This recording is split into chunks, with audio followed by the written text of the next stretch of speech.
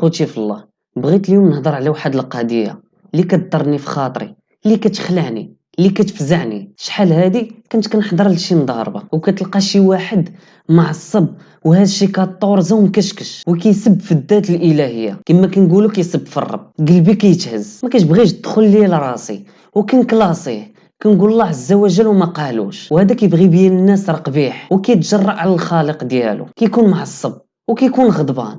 ولكن هذا ماشي عذر، لا سب الله عز وجل ولا سب الدين ما عنده حتى شي عذر. حيت الا كنتي واصل لهاد الدرجه وكتقدر تسب، عرف راه قلبك كحل. ولكن انا اللي كيخلعني مؤخرا كثر وعقلي كيبغي يحبس، هو دراري باقيين شباب 16 عام 17 عام، يا في التيران يا في راس الدرب مجموعين، وسط من الهضره العاديه ولا وسط من الضحك كيسب في الرب. راه لا يمكن. واش هاد الدرجه وصلنا ليها؟ واش هذا طغيان ولا جهل؟ واش عارف راسك شنو كتقول؟ واش باش تبان قبيح كتجرأ على الخالق ديالك؟ واش عارف اش من مصيبه طايح فيها انت دابا؟ راه مختلفين فيك العلماء، واش كافر ولا لا؟ واش مقبوله التوبه ديالك ولا لا؟ انسان عباد الله، انسان الا لعنتيه ولا سبيتيه كيبقى فيه الحال، يا يجاوبك يا يضربك وانت كتعاير رب الكون. الرسول صلى الله عليه وسلم كيقول لعن المؤمن كقتله، يعني راك طايح في ذنب كبير، فما بالك برب الكون. واحد الصحابي لعن واحد الناقه ما كانتش كتبغي تمشي مقاده في القافله، ويقول لي الرسول صلى الله عليه وسلم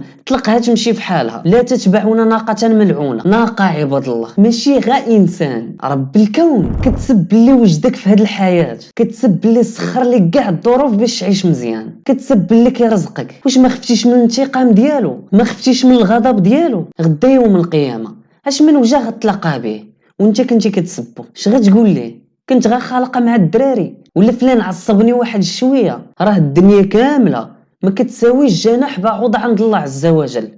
وشنو انت بالنسبه للدنيا؟ كائن صغير، الا ما تنفسش يموت، الا ما شربش الماء يموت. كيتجرأ على خالق كل شيء، على خالق الكون. ما لكم لا ترجون لله وقارا؟ ما تغركش رحمه الله عز وجل، سهله، عرق في الراس. صباح ما كتحرك لا يديك لا رجليك، الا ما جاوش بدلوا ليك وضوك تغرق وسط الخنز ديالك. تقيوا الله وخافوه، راه كلشي كيتقيد.